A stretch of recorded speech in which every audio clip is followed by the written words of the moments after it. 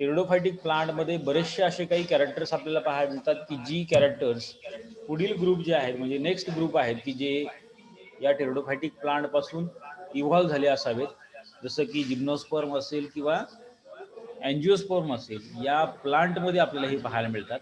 आणि तीच कॅरेक्टर आपल्याला या ठिकाणी शेवटी शेवटी स्टडी करायची की जी ॲक्च्युअली टेरिडोफायटिक प्लांटमध्ये या प्रकारचे मॉडिफिकेशन व्हायला सुरुवात झाली, इव्हॉल्युशन व्हायला सुरुवात झालेली आपल्याला पाहायला मिळते. म्हणजे टेरिडोफायटिक प्लांटच्या अगोदरचे जे काही प्लांट ग्रुप आहेत बघा, जसं की ब्रायोफाईट किंवा अल्गी असेल, फंजा असेल किंवा इतर बाकीचे मायक्रोब्स असतील, यामध्ये मात्र आपल्याला अशा प्रकारचे कोणतंही कॅरेक्टर आपल्याला आतापर्यंत पाहायला मिळालेलं नाही. म्हणजे हेट्रोस्पोरस कंडिशन पाहायला मिळालं नाही. हेट्रोस्पोरस कंडिशन म्हणजे काय, की या एका स्पोरोफाईटवरती दोन प्रकारचे स्पोर तयार होतात. ओके, दोन प्रकारचे स्पोर म्हणजे एक असतो मायक्रोस्पोर, दुसरा आहे मेगास्पोर. हे दोनही आकारानं किंवा स्ट्रक्चरनं म्हणा, they are dissimilar. Okay, so this type of two dissimilar type of spores are born on the sporophyte and hence they are called as the heterosporous. आता अशाच प्रकारचे दोन वेगळे स्पोर म्हणजे जसं की एक आहे मेल आणि एक आहे फिमेल, अशा प्रकारचे स्पोर एका स्पोरोफाईटवर तयार होण्याची प्रक्रिया या टेरिडोफायटिक काही टेरिडोफायटिक प्लांट पासून सुरू झाली आणि तीच पुढे आपल्याला जिम्नोस्पर्म किंवा अँजिओस्पर्म मध्ये देखील पाहायला मिळते. म्हणून ही कॉन्सेप्ट या ठिकाणी स्टडी करणं, अभ्यास करणं आवश्यक आहे. मग यामध्ये हे सर्व काही आपण बघितले की हे सर्व काही टेरिडोफायटिकचे जीनस आहेत. सिलाजिनेला आहे, आयसोइटिस आहे, मार्सिलिया, सॅल्विनिया, ॲझोला आहे, पिलुलारिया आहे, रिंगलेडियम आहे, प्लॅटिझोमा आहे. या सर्व काही या टेरिडोफायटिक प्लांटमध्ये आपल्याला या प्रकारची हेट्रोस्पोरस कंडिशन पाहायला मिळते. मग आपण हेट्रोस्पोरी हॅबिट पाहिली की हेट्रोस्पोरी काय आहे, की ज्यामध्ये दोन टाईपचे स्पोर आपल्याला पाहायला मिळतात. एक असतो मेगास्पोर, दुसरा आहे मायक्रोस्पोर. आणि त्यानंतर हा जो काही फिनॉमिनॉन आहे, हा फिनॉमिनॉन आपल्याला काही ठराविक टेरिडोफायटिक प्लांटमध्ये पाहायला मिळतो आणि याचा सिग्निफिकन्स आपल्याला शेवटी असं सांगता येईल. पहा इथं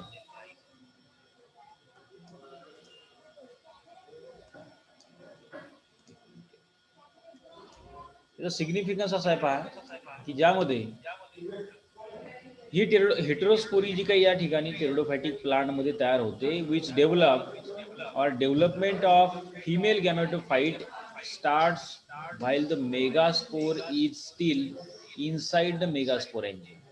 म्हणजे काय, आता थोडक्यात लक्षात घ्या. यामध्ये दोन प्रकारचे स्पोर आहेत, एक आहे मेगास्पोर, एक आहे मायक्रोस्पोर. मग हा मेगास्पोर ज्या वेळेला या ठिकाणी तयार होणार आहे, त्याच वेळेला याच मेगास्पोरॅन्जियम मध्ये, म्हणजे या चेंबरला म्हटलं जाते मेगास्पोरॅन्जियम, की ज्या मेगास्पोरॅन्जियम मध्ये हे मेगास्पोर तयार होणार आहे. या मेगास्पोरॅन्जियम मध्येच या ठिकाणी फिमेल गॅमेटोफाईट जो आहे, हा फिमेल गॅमेटोफाईट डेव्हलप व्हायला सुरुवात होत असते. मेल गॅमेटोफाईट आणि फिमेल गॅमेटोफाईट या प्रकारे या दोन स्पोर पासून तयार होणार आहेत पुढे जाऊन, की जी गॅमेट फॉर्मेशन होण्याची महत्वाची फेज आहे किंवा ज्या फेजवरती गॅमेट्स तयार होणार आहेत. मग मेल गॅमेट जे आहे ते स्पर्मच्या स्वरूपामध्ये असणारे किंवा अँथ्रोझॉइड आपण ज्याला म्हणतो, फिमेल गॅमेट जे आहे ते ओव्हिलच्या स्वरूपामध्ये किंवा एग्ज सेलच्या स्वरूपामध्ये, आर्चिगोनियमच्या स्वरूपामध्ये आपल्या या ठिकाणी तयार झालेलं आपल्याला दिसणार. तर अशा प्रकारचं पहिलं सिग्निफिकन्स आहे की याच मेगास्पोरॅन्जियम मध्ये हे जे काही मेगास्पोर आहेत ते फिमेल गॅमेटोफाईट मध्ये डेव्हलप होत असताना आपल्याला दिसतात. दुसरं आपल्याला सांगता येईल की in the same is true of microspore, they also start germinating into the male gametophyte while they are still inside the microsporangium. Same way दुसऱ्या ठिकाणी बघा किंवा दुसऱ्या या ठिकाणी हे जे काही स्पोरॅन्जियम आहे याला मायक्रोस्पोरॅन्जियम म्हणले आपण. या मायक्रोस्पोरॅन्जियम मध्ये आतमध्ये जे काही मायक्रोस्पोर तयार होतात, ही मायक्रोस्पोर देखील या ठिकाणी जर्मिनेट व्हायला सुरुवात होते किंवा डेव्हलप व्हायला सुरुवात होते.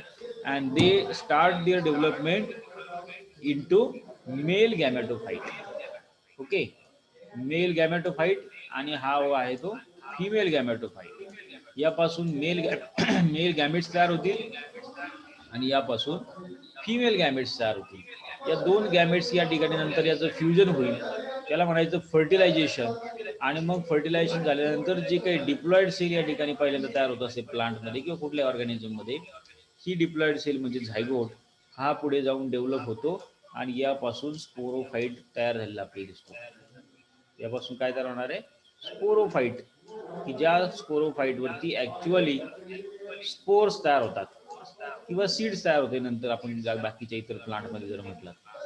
अशा प्रकारचं हे सायकल आहे आणि यामध्ये महत्त्वाचा रोल आपल्याला या ठिकाणी पाहायला मिळतो की सुरुवातीला डायरेक्टली स्पोर तयार होता. या ठिकाणी दोन प्रकारचे स्पोर तयार होतात. पहिल्यांदा मायक्रोस्पोर मेगास्पोर तयार होईल, त्यापासून गॅमेट्स तयार होतील, त्या गॅमेट्समध्ये फ्युजन होईल, फर्टिलायझेशन होईल, फर्टिलायझेशन होऊन नंतर जो काय झायगोट आहे तो नंतर या ठिकाणी स्पोरोफाईटमध्ये डेव्हलप झालेला आपल्याला दिसेल. Then the female gametophyte which derives its nourishment from the sporophyte. So female gametophyte जो आहे या फिमेल गॅमेटोफाईट पासून पुढे जाऊन आपल्याला ऍक्च्युअली या प्रकारचा स्पोरोफाईट जो आहे हा तयार झालेला आपल्याला दिसणार. That is female gametophyte which is dependent on the sporophyte for its nourishment, हे सांगता येईल. तर असे काही महत्वाचे सिग्निफिकन्स म्हणजे थोडक्यात एक लक्षात घ्या की दोन प्रकारचे स्पोर या ठिकाणी जे काही तयार होतात याचा सिग्निफिकन्स काय, की याचा सिग्निफिकन्स असा आहे की यामध्ये गॅमेटोफाईट्स तयार होतात, गॅमेट्स फॉर्म व्हायला या ठिकाणी मदत होते आणि नंतर त्यामध्ये त्याचं फर्टिलायझेशन होतं आहे आणि त्यापासून पुढे नंतर मग आपल्याला जे आहे ते ज्याला म्हणूया आपण झायगोट जो आहे तो एम्ब्रिओमध्ये डेव्हलप झालेला आपल्याला पाहायला मिळतो, सीडमध्ये डेव्हलप झालेला पाहायला मिळतो. So in this way, the dependence of the female gametophyte on sporophyte for its nourishment provides better starting point for the development of new embryo. Okay, female gametophyte जो आहे sporophyte वरती या ठिकाणी तयार होतो. It is for nourishment provides better starting point from the development of new embryo than an independent green prothallus which has to manufacture its own food. म्हणजे एक लक्षात घ्या, सुरुवातीला ज्या वेळेला हा स्पोरोफाईट नंतर पुढे डेव्हलप होऊन किंवा फर्टिलायझेशन झाल्यानंतर या ठिकाणी एक असं स्मॉल स्ट्रक्चर तयार होणार आहे ज्याला म्हटलं आपण एम्ब्रिओ. या एम्ब्रिओ पासून पुढं प्रोथॅलस तयार होतं. प्रोथॅलस म्हणजे काय, की असंच एक थॅलस असतं की जे पूर्णपणे फोटोसिंथेसिस करू शकत नाही. हा, मग हे पूर्णपणे फोटोसिंथेसिस करू शकत नाही तर ऑलरेडीच मग या प्रोथॅलसमध्ये न्यूट्रिटिव्ह टिश्यू असतात की जे या ठिकाणी हेट्रोस्पोरस कंडिशनमुळे तयार होतात आणि त्यामुळे हा प्रोथॅलस जो आहे तो सर्वाइव्ह होतो. नंतर मग त्यामध्ये क्लोरोफिल पिगमेंट्स तयार झाल्यानंतर तो जो आहे तो पूर्ण इंडिपेंडंट होईल, त्याचं स्वतः फोटोसिंथेसिस करेल आणि मग पुढे त्याची ग्रोथ झाली आपल्याला पाहायला मिळेल. त्यावरती नंतर मग स्पोरोफाईट्स तयार होतात. तर गॅमेटोफाईट स्पोरोफाईट हे लक्षात ठेवा. अशा प्रकारे हे हेट्रोस्पोरस कंडिशन निर्माण होते. आता ही हेट्रोस्पोरस कंडिशन जी आहे ही पुढे आणखी फायदेशीर पडते की या हेट्रोस्पोरस कंडिशनमुळे फर्टिलायझेशन होऊन या ठिकाणी सीड प्रमाणे किंवा सीड लाईक हॅबिट देखील या टेरिडोफायटिक प्लांटमध्ये तयार झाली पाहिजे. म्हणजे काय होणार आहे, हे पहा, हे जे काही मेगास्पोरेंजियम आहे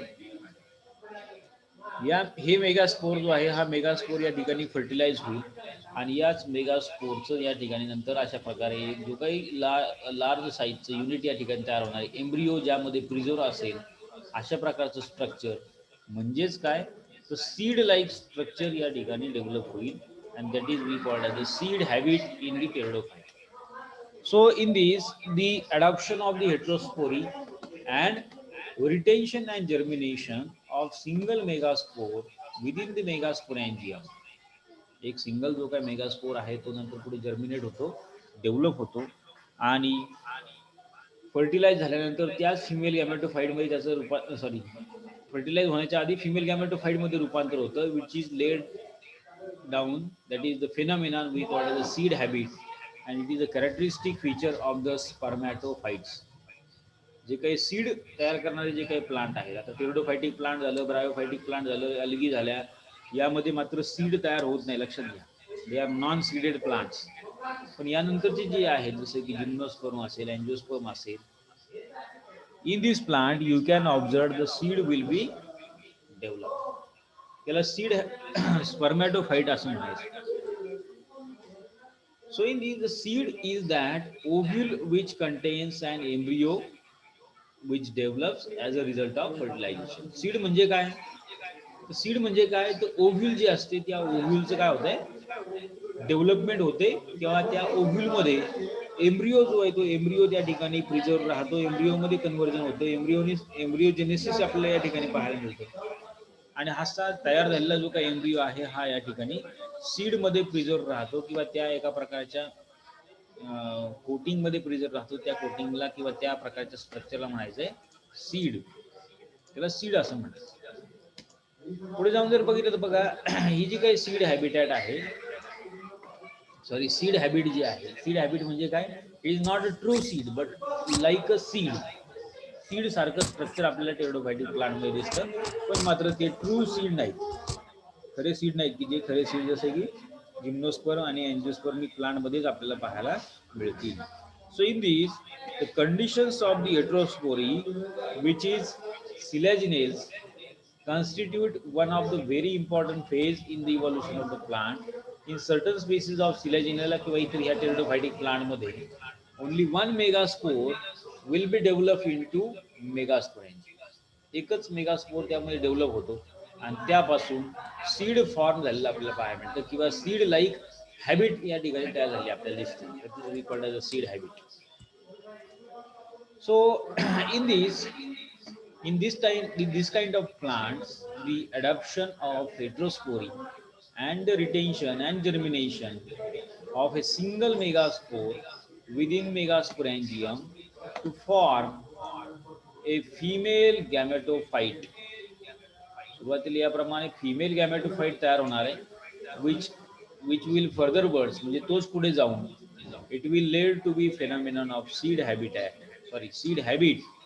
and in this the characteristic features of this Spermatophyta, की ज्यामध्ये सीड जे आहे it is develop from the fertile ovule. हा, ओव्ह्यूल जे ते ओव्ह्यूलचं फर्टिलायझेशन झाल्यानंतर त्यापासून काय तयार होतंय, सीड तयार होतं. It is the result of fertilisation where ovule which contains an embryo and it develops into seed. हे इतर बाकीच्या फ्लावरिंग प्लांटमध्ये आपल्याला दिसणार हे ऑब्झर्वेशन आहे किंवा त्यामध्ये आपल्याला हे या प्रकारे सीड डेव्हलप झालेलं आपल्याला दिसतं. मग कसं होते पहा, याची सुरुवातीची स्टेज म्हणजे या ठिकाणी प्लांटमध्ये ऍक्च्युअली अशा प्रकारचे काही इव्हॉल्युशन झाले की नंतर सीड सारखे कुठल्याही प्लांटमध्ये जे काही सीड तयार होते, तुमच्या सोयाबीनच्या प्लांटमध्ये सीड तयार होतात, तुरीला सीड तयार होईल, भुईमुगाला शेंगा येतात किंवा कोणतेही प्लांट असेल बघा, आता त्या प्लांटला बरेच आपल्याला काय ते पहिल्यांदा फुलं येतील, फुलामध्ये गॅमेट्स तयार होतात, ते गॅमेट्स एकत्र जोडले जातात, पॉलिनेशन होते, फर्टिलायझेशन होतं आणि त्यानंतर मग त्या ओव्ह्यूलचं कन्व्हर्जन सीड मध्ये होतं असं लक्षात घ्या. So in this the origin of the seed habit is associated with the following, like firstly that is the production of two type of spores. Seed habit कधी तयार होणार आहे, सुरुवातीला या प्लांट मध्ये दोन प्रकारचे स्पोर या ठिकाणी तयार होतील, ज्या स्पोर पासून गॅमेट्स तयार होतील, मेल गॅमेट, फिमेल गॅमेट. त्यानंतर पुढे जाऊन जर बघितलं तर you can observe the reduction in the number of megaspores finally to 1 per megasporangium. एका मेगास्पोरॅन्जियम मध्ये फक्त एकच मेगास्पोर जो आहे तो नंतर पुढे जाऊन काय होतो, डेव्हलप होतो.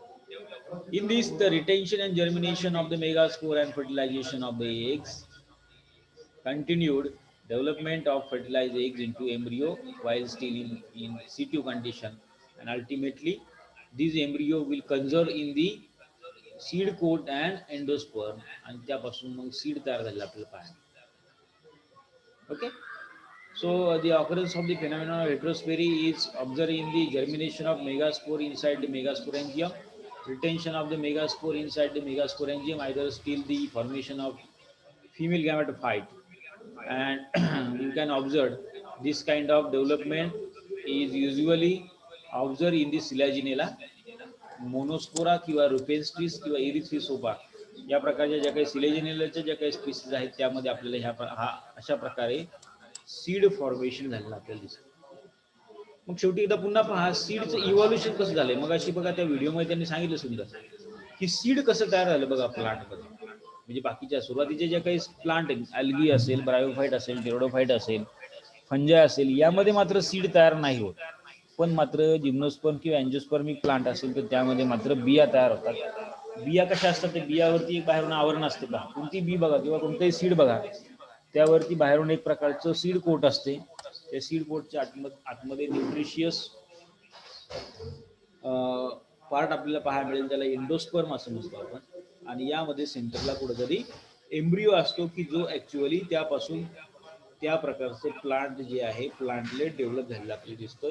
त्याच प्रकारचं इंडिव्हिज्युअल त्यापासून डेव्हलप झालेलं आपल्याला दिसतो.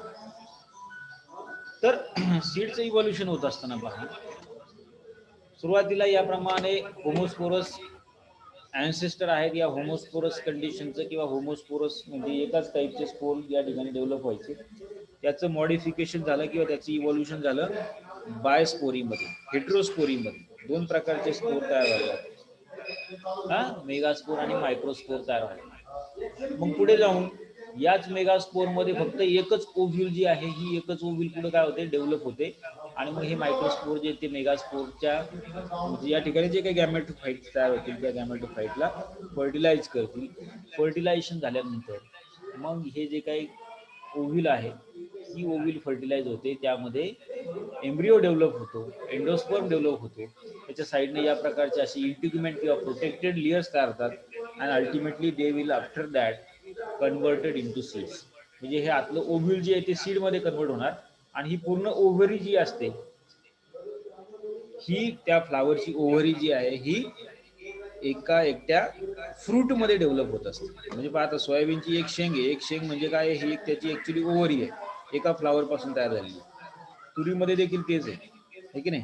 हरभरा तयार होतो, तर हरभऱ्याचे जे काही घाटे बघा, हे घाटे म्हणजे एका फ्लावर पासून तयार झालेले हे फ्रूट आहे, की ज्या ओव्हरीमध्ये दोन ओव्हिल्स असतात. त्या दोन ओव्हिल पासून दोन हरभरे किंवा दोन चणे आपल्याला या ठिकाणी तयार झालेले आपल्याला दिसते. तर हे दाखवलं बघा, इथं सुद्धा मायक्रोस्पोर किंवा मेगास्पोर याप्रमाणे सीडचं इव्हॉल्युशन झालेलं आहे. सीड कसं तयार झालेलं आहे प्लांटमध्ये बघा. So it is by the 365 million years ago via the fusion of vegetative tissues around the megasporangium, the seed habit will be formed. Seed habit तयार व्हायला सुरुवात झाली साधारणतः एवढ्या जुन्या काळापासून. मग त्या प्लांटमध्ये बदल होत गेले, इव्हॉल्युशन होत गेलं. आणि in this the additional protective layer surrounding to the ovule, या ओव्ह्यूलच्या बाहेरून एक प्रोटेक्टिव्ह लेअर या ठिकाणी तयार व्हायला सुरुवात झाली. That is we called the integument. आणि या इंटिग्युमेंट मध्ये आतमध्ये ओव्ह्यूल आहे. आणि या ओव्ह्यूल मध्ये नंतर जे काही मेल गॅमेट असेल, मेल गॅमेटोफाइट असेल, त्याची एंट्री व्हावी म्हणून मी या बाजूला याला काय आलं, एक ओपनिंग या ठिकाणी तयार व्हायला सुरुवात झाली. That opening is called as a micropyle, which is through fertilization takes place, की ज्याच्या थ्रू नंतर पुढे जाऊन फर्टिलायझेशन होणार आहे.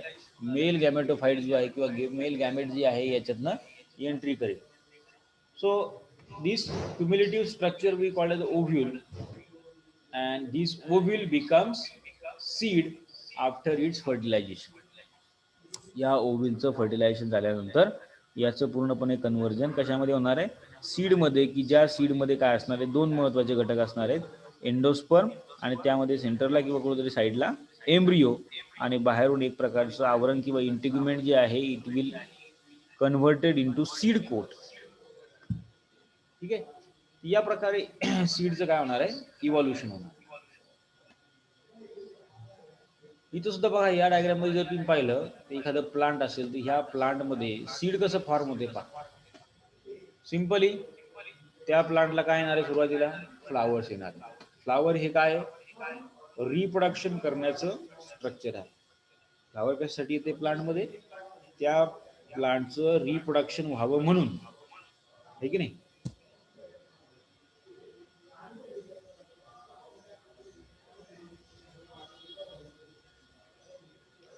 तर या ठिकाणी बघा, कुठल्याही प्लांटला जे काही फ्लावरिंग प्लांट आहेत त्यामध्ये फ्लावर कशासाठी डेव्हलप होत आहे, रिप्रोडक्शन करण्यासाठी. मग फ्लावरमध्ये आपल्याला चार महत्त्वाचे पार्ट्स पाहायला मिळतील. एक आहे आउटर पार्ट, तो म्हणजे कॅलेक्स. नंतर दुसरा आहे करोला, हे बघा ग्रीन पार्ट आहे तो कॅलेक्स आहे. नंतर ज्या काही पाकळ्या असतात त्याला आपण करोला असं म्हणतो. आणि महत्त्वाचे जे रिप्रोडक्शन मध्ये ऍक्च्युली सहभागी होतात अशा प्रकारचे दोन पार्ट आपल्याला इथे आतमध्ये पाहायला मिळतात. एक असतो अँड्रोशियम आणि दुसरा आहे गायनोशियम. अँड्रोशियम जे आहे या अँड्रोशियम पासून याप्रमाणे मेल गॅमेटोफाइट म्हणजे हा मेल रिप्रोडक्टिव्ह पार्ट आहे. गायनोशियम जो येतो या गायनोशियम पासून फिमेल गॅमेटोफाइट म्हणजे हा फिमेल गॅमेटोफाइट आहे. तर अशी यापासून गॅमेटोफाइट्स तयार होतात, गॅमेट्स तयार होतात. जसे की फॉर एक्झाम्पल या ठिकाणी जे काही अँड्रोशियम आहे या अँड्रोशियम वरती या प्रकारचं एक पॉकेट असतं, त्याला म्हटलं जाते अँथर. त्या अँथरमध्ये मिओसिसच्या थ्रू मायक्रोस्पोर्स तयार होतात. म्हणजेच काय, तर पोलन ग्रेन्स तयार होतात. हे पोलन ग्रेन्स जे आहेत हे पोलन ग्रेन्स नंतर पुढे जाऊन काय होतील, त्या गायनोशियम वरती असणारा जो काही स्टिग्मा आहे त्या स्टिग्मावरती फॉल डाऊन होतात, म्हणजे ते ट्रान्सफर होतात वेगवेगळ्या मार्गाने. क्रॉस पॉलिनेशन असेल किंवा मग सेल्फ पॉलिनेशन असेल, म्हणजे मधमाशा असतील किंवा बाकीचे जे काही फुलपाखरं असतात, काही पाखरं असतात, पक्षी असतात, याच्या माध्यमातून काय होते त्या ठिकाणी पॉलिनेशन होतं. आणि पॉलिनेशन झाल्यानंतर ते पोलन ग्रेन्स जे आहेत हे स्टिग्मावरती स्टिक होतात. स्टिग्माच्या थ्रू आतमध्ये एंट्री करायला त्याची सुरुवात होईल. अशा वेळेला म्हणायचं त्याला मेल गॅमेटोफाइट. सुरुवातीला याप्रमाणे असा हा मेल गॅमेटोफाइट या ठिकाणी तयार होईल. दुसऱ्या बाजूला ओव्हरीमध्ये या प्रकारचे हे कार्पेल्स किंवा ज्याला आपण म्हणतो गायनोशियम या ठिकाणी तयार असतात. गायनोशियम डेव्हलप होत असताना ओव्हरीमध्ये एक किंवा अनेक अशा ओव्ह्यूल्स तयार होतील, ज्या ओव्ह्यूलमध्ये एग्ज सेल असणार आहे. मग त्यानंतर हे पोलन ग्रेन्स ज्यावेळेला स्टिग्मावरती पोहोचतात, स्टिग्मावरती पडतात, त्यापासून त्याचं जर्मिनेशन होईल आणि हे पोलन ग्रेन्स पासून जे काही मेल गॅमेट्स तयार होतील ते मेल गॅमेट्स या ठिकाणी फर्टिलायझेशन प्रोसेसमध्ये या ओव्ह्यूलमध्ये असणाऱ्या एग्ज सेलला काय करतील, फर्टिलाइज करतील. एग सेलला फर्टिलाइज केल्यानंतर जी काही युनियन तयार होईल त्या झायगोट पासून पुढे जाऊन आपल्याला एम्ब्रिओ तयार झालेला पाहायला मिळतो. या एम्ब्रिओच्या सभोवताल किंवा त्याच्या बाहेरून यामध्ये असणारा जो काही सेंट्रल पोलार न्यूक्लियस आहे या सेंट्रल पोलार न्यूक्लियस सोबत देखील फ्युजन होईल आणि त्यापासून त्याचं कन्व्हर्जन एंडोस्पर्म मध्ये झालेलं आपल्याला पाहायला मिळतं. So in this way after fertilisation endosperm आणि या एंडोस्पर्म मध्ये प्रिझर्व्ह राहिलेला एम्ब्रिओ अशा प्रकारचं स्ट्रक्चर या ओव्हिल पासून तयार होतं आणि त्यालाच म्हणतो आपण पुढे जाऊन सीड. मग या भोवती जे काही कव्हरिंग तयार होते, हार्ड कव्हरिंग तयार होतं. जनरली हे जे काही सीड्स आहेत हे ओव्हरीमध्ये म्हणजेच फ्रूटमध्ये डेव्हलप होतात, आहे की. मग वेगळ्या प्रकारचे फ्रूट आहेत बघा, काही काही याच्यामध्ये एकच सिंगल सीड आहे. आंब्याच्या याच्यामध्ये एकच सिंगल सीड आहे, काही मध्ये अनेक सीड्स आहेत, जसे टोमॅटोमध्ये अनेक सीड्स आहेत, वांग्यामध्ये अनेक आहेत. पण मात्र काही याच्यामध्ये मात्र एकच सिंगल सीड आपल्याला डेव्हलप झालेलं पाहायला मिळतं. म्हणजे याचा अर्थ काय की एकच ओव्हिल त्यामध्ये डेव्हलप झालं. So ovule will develop, or after fertilization it will develop into embryo and endosperm and it is preserved under the seed coat. अशा प्रकारे फायनली या ठिकाणी सीड तयार झालेलं आपल्याला दिसतं कोणत्याही प्लांटमध्ये. मग नंतर हे सीड जे आहे हे सीड रेस्टिंग पिरियडमध्ये बऱ्याच काळ राहत, म्हणजे डॉर्मंट राहण्याची क्षमता त्याच्यामध्ये आहे. पुढचा सीझन किंवा नेक्स्ट फेवरेबल सीझन त्याला उपलब्ध होत नाही तोपर्यंत हे सीड जे आहेत हे डॉर्मंट राहू शकतात.